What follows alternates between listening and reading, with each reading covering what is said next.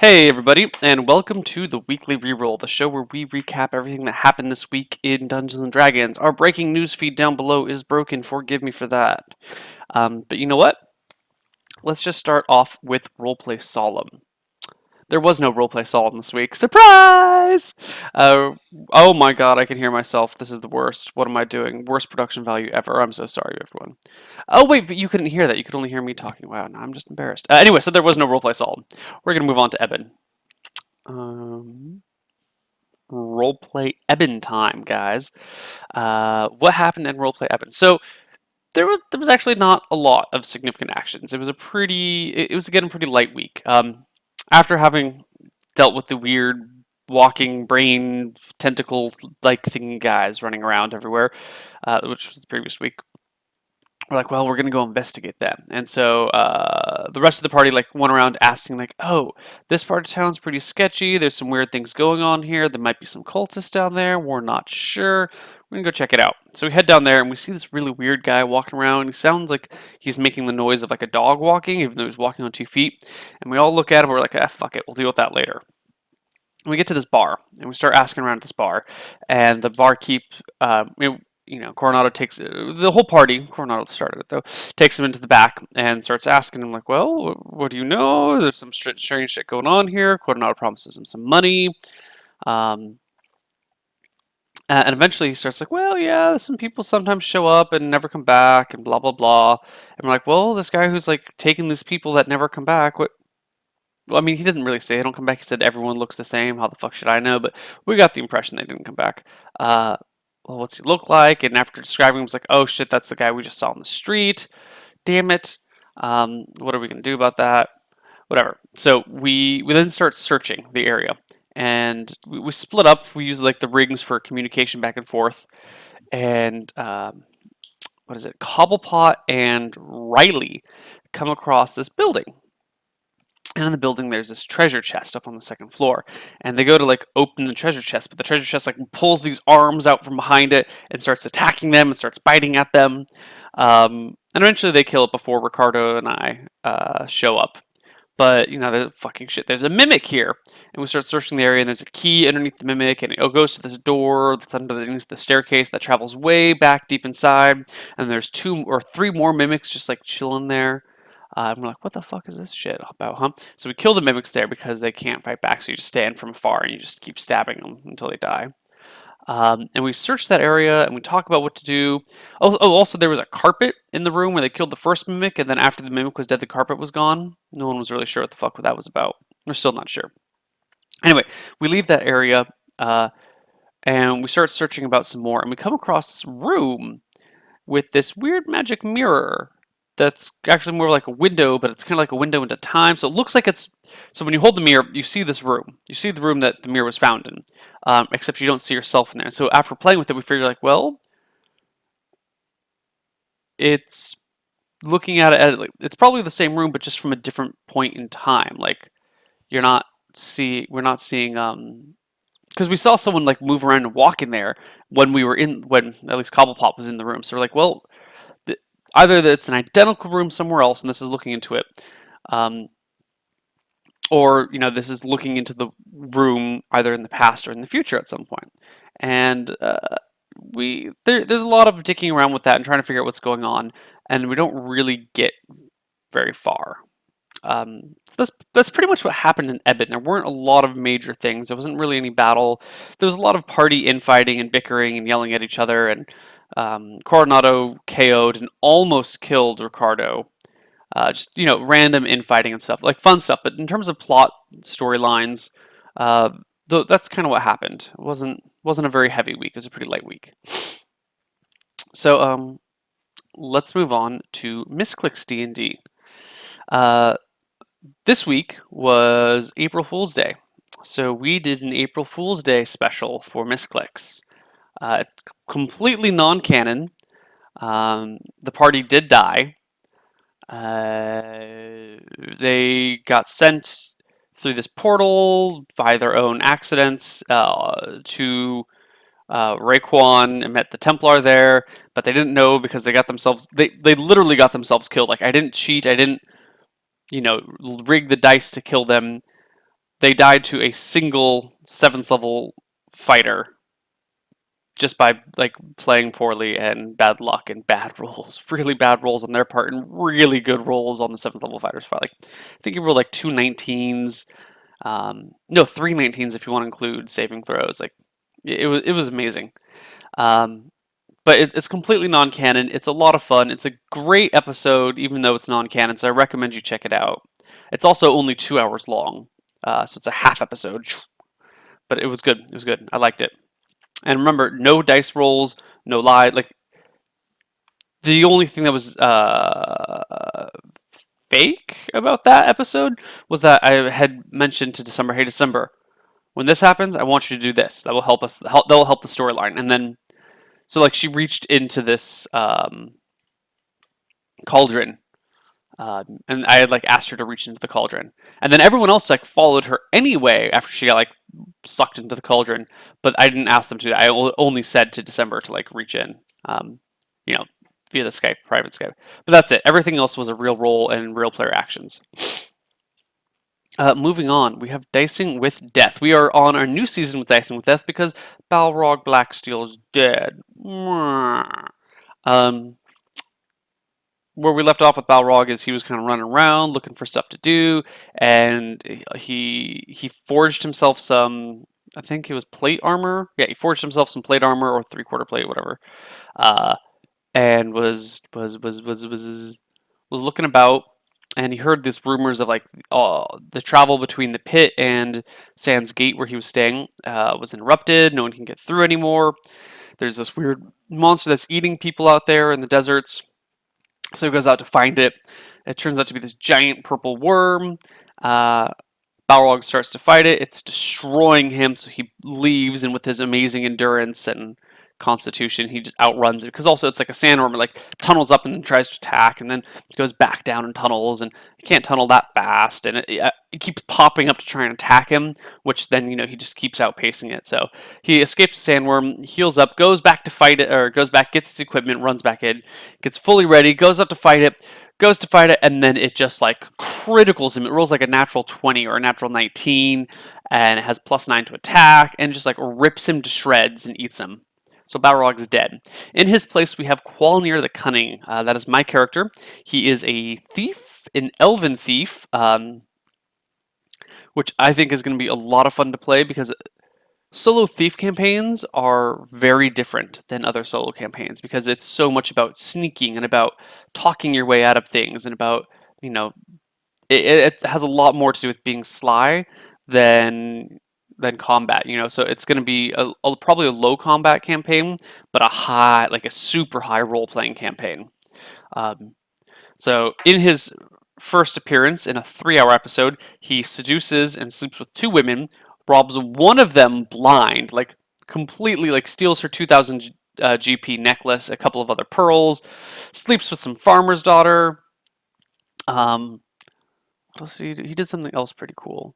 He robbed a bunch of stuff, and he speaks Common and Elven because he's an elf. He speaks Common and Elven very fluently, but he is walking around in the town. Oh, because he has no idea what happened to him. He like woke up on a beach and is like, "What the fuck happened to me?" Well, shit, right? So part of the story is finding out where I am, how I got here, what's going on with me, right? So he was going around being really careful and like speaking Common with like a super heavy Elven accent, like he can't talk properly. And it's just been a lot of fun. So plot points so far: he wakes up, he can't remember shit. This woman finds him on the beach. I forget her name, and she's like, "Oh, here, let me help you." But she's got these really weird, piercing blue eyes that are kind of awkward to look at or difficult to look at. And he says, "No, no, no, I'm just gonna go to town. Give me directions. I'll see you later. Bye bye." And then he like walks away and like sneaks back around, finds her cave where she's hanging out, like peers in, like figures out, oh, okay, cool. She's not an evil harpy who's trying to kill me. Walks in's like, "Hi, sorry, blah blah blah," and then proceeds to like talk with her, chat with her, flirt with her, sleep with her. When she's asleep, he puts on his, he makes sure she's asleep by doing some normal activities. Like he walks out of the cave to go to the bathroom, comes back, puts on his clothes. She's still asleep after all this. So he like picks the lock on her chest, opens it, steals all of her things that he thinks are valuable, shuts the chest quietly, and then just pieces out. He keeps walking, and eventually, after getting a little bit lost, he comes to this town. In the town, he sells one of the pearls, not the necklace, but one of the small pearls, to the general store there. He sells it for like a well 4/5, 4/10 the price, 20%, 40%. Yeah, he sells it for 40%, 60% off. Gets a room at the local inn, starts, hangs out there, or goes to see the local lord, to try and ask him some questions. This entire time, well, other than with the woman on the beach, this entire time he's talking with his heavy accent, like broken common, heavy Evelyn accent. When he talks to the local knight who runs the place, um, he speaks normally. He's like, "Yeah, this is who I am. Do you know me? Have you heard of any elves coming through this area? There's some problems. Blah blah blah." And the guy's like, "No, I've never heard of you, but I hope you don't make trouble in my town, so leave by the morning." And he's like, "Yeah, yeah, yeah, I'm out of here." Leaving in the morning, goes back to his inn, starts resting, or is hanging out in the common room. People are kind of ignoring him because he's the weird elf, and he's keeping his hood up, and he's keeping a low profile, which is probably only helping him stand out more. Eventually, people start coming in for the evening. Pulls, he looks at one of the women, starts hitting, brings her over, buys her a drink, starts trying to flute with her, being like, "Moon goddess with the golden hair, blah blah blah." It's really embarrassing. If you ever wanted to see Neil try and hit on a girl, this is the show for you. It's the most awkward, uncomfortable thing in the entire world. It shows that while I may be very good with love bites, I am terrible at like picking up chicks. I can't do it. I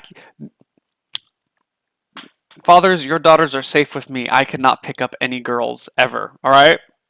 I can Once I get them, I can keep them, but I have no idea what I'm doing. It's really painful. Anyway, sorry, we're on a tangent here. Eventually, through some amazing roles and the fact that he's like an elf and this is some random farm girl who's never seen anything other than her farm, not Coronado, Qualnir manages to like sneak her out into the cornfields. Sleeps with her. Then this like shirtless man comes running by. Coronado goes off, or not. I keep seeing Coronado. Qualnir goes to investigate, but really he's like, "Oh, whoop, cool, left the girl behind. I'm gonna go get dressed and take off." He goes back to the inn to like get his shit so he can leave town and leave the girl like in the cornfield and like, "Oh my god, who's the shirtless man with the sword?" Um, Unfortunately, the shirtless man is in there. He's like, "You robbed my wife blind. You stole her necklace and all." I'm like, "Oh shit!" And he's like, "No, I don't know who you're talking about." So the guy draws his sword. A fight ensues. It's a pretty cool fight. Eventually, the local constable shows up, breaks everything up. Um, Says he's going to put me in jail because I refuse to be searched. They go to search my room, and there's like a lock on the chest, and the chest was locked like that. And the innkeeper's like, "There's no locks on our chest. What the fuck? He's lying." I'm like, "No, it came like that. Why would I carry a lock and a key with me? I don't carry a lock and key with me. I actually stole it from that guy's wife." um, and all my stuff is locked up in there, like all my valuables, all my equipment, other than like my weapons and my thieves picks, all my shit is in there. So I'm like, fuck, they can't go through. They're gonna find the necklace, they're gonna find the pearls, they're gonna find everything. So I get stuck in jail. I make an amazing open locks check to like dismantle the door and everything, and like take the door apart, move it, go to the other side, reassemble the door, sneak out, crawl back into my room through the window, grab my shit, leave my fancy hat, which doesn't fit with my character at all, in the chest, leave the chest unlocked, and peace out of town. And that's where we end. Um, this is my favorite Dicing with Death character, even more than Solomon, even more than Balrog, even more than Desmond the Dashing. I really like this guy, and this is going to be a really, really fun campaign. I am super psyched for it. Uh, don't tell the roleplay cast, but I had more fun dicing with death with Quality of the Cunning than I did in roleplay Solemn. Shh, don't tell them. It's good though. Okay, moving on to roleplay R&D. This is the fourth episode with Arthur Pendragon is the system. Um, So what do we do here? Hold on, let me get my bearings. Ba, ba, ba, ba, ba, ba, ba, ba. We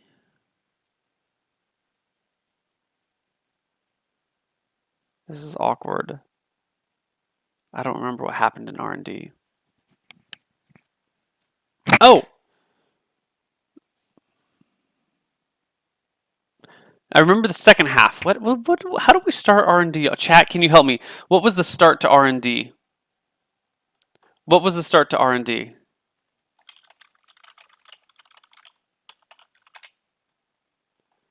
I don't remember. The chase. The wedding. The wedding. The wedding. I don't even remember the wedding. There was a wedding. We were at a wedding. I have absolutely no recollection of what happened at this wedding. Some people got married. I don't remember what the player characters did, though.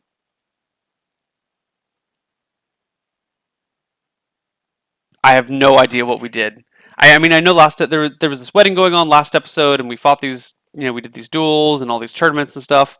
And this episode, there was a wedding. There was some talk about some stuff going on. I don't.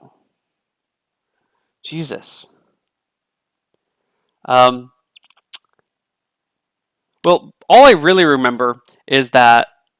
Wow, this is really embarrassing. I need to keep better notes, guys. I'm very sorry about this.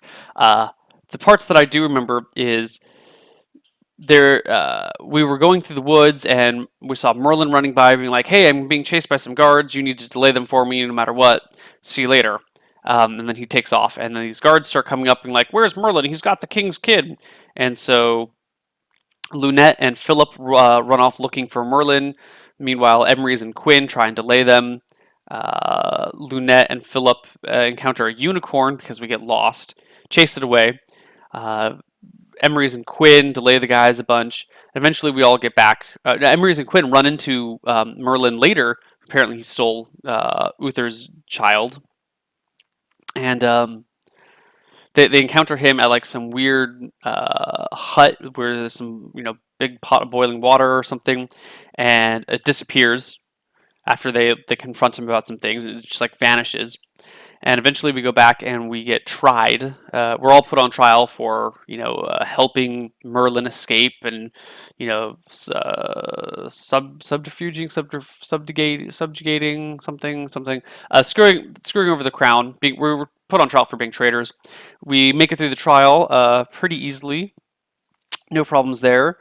And afterwards, there's a little bit of a feast, and we're all like, our honor's been redeemed since we were found not guilty.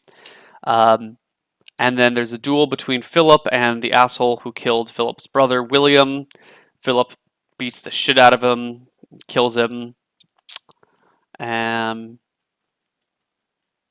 The woman who Ronald had been the Fey woman that Ronald had been in love with appears, and Quinn talks to her, tells her about Ronald's feelings for her, reads her Ronald's poem, and there's some nice closure there that's pretty beautiful. Yeah, and that's pretty much roleplay R&D Arthur Pendragon. I'm really sorry on blanking on what happened in the beginning of that session. R&D is really story heavy and really description heavy, and I find it hard to remember things. I need to start keeping better notes for R&D. My apologies, guys. This is a bad failure on my part, and I will try to remedy this in the future. Moving on, we have roleplay Dark Heresy. We did have a roleplay Dark Heresy episode this week. However, it happened at the same time as Dicing with Death, so I could not watch it. So I am going to bring you one of my moderators who did watch it, and he is going to describe what happened there. So let's call Drago. Drago, come in, Drago. Calling Drago. Hey, how's it going? Hello, Drago. Hello. Hello, can you hear me? Yes, your volume is very low, though. Can you turn that up at all? Yes, I can try. Volume. No, I cannot. Hold it closer. You know what? I lied to you. My headphones are just down very low. Your volume's fine. Oh God, I'm a crazy person. I'm sorry, everyone. That's my fault. It's my fault. Can you summarize roleplay Dark Heresy for us? I can try my best. Please do. Okay, so we started out after killing the poor Horkin friends. Well, they got their information, so Total Biscuit's character, I think his name is Cobble. Wait, I can look at it right here. Dude, Engelbart. Engelbart goes to the Mechanicus Spire, talks with these. I don't know what they're called, but they're three high priests of the Mechanicus. Well, he's like, hey, I got some heretical knowledge. He explains it to them. They, oh God, we need to make sure that you're not lying. So we're gonna have a surgery on you to go inside your brain. He's like, oh, fun. The other cast members are going, oh, great, a lobotomy. It's quite funny. They So lobotomized Total Biscuit's character. close. They actually almost did, but see, Dark Heresy has this thing called fate points, and he saved himself by using one where you can re-roll a bad roll, but you only get so many per session. So while that's happening, the rest of the party, JP, Wheat, and JP, Wheat, and Jeff. Can't believe I forgot Jeff. They go to talk with the judge. Judge Wiggins, I think is his name. Yeah. So while they're going there, they meet their friend Lupus, who says, "Hey guys, there might be some bad stuff going on. There's some corrupt people letting people through the blockade, because there was some big collapsing of the undercomb. People explosions happening. So they find out that they set up a card game. Anyone who's watched Dark Heresy knows card games don't always go well. Well, they kept going to the judge. Well, the judge, they explained everything to the judge, and the judge is like, well, he is flamboyant, not right, yeah. So he's like, well, just get rid of it. I don't care. Let's have a feast. And they bring in some food. They eat. They finally, Engelbart gets done his surgery. He fares well. And then the Mechanicus person who did the surgery is like, well, you said the truth, so I'm now going to be like your witness that says you weren't lying. It's heretical. You killed that person for a good reason. So they go. He did. Jax is Jeff. Jax tries to talk with the matron Phaedrus. Ugh. God damn these names. He talks to her. She basically goes, "Fuck you." Excuse my language, but she basically does. Then Eli, which is Wheat's character. No, it's JP. Eli had finished off killing Barbossa, so he put a red rock, near the gate of the Phaedrus house. Collect your resources, keeper. I'm sorry, that's Kendall. Just ignore it. So he puts the thing, then they go to bed.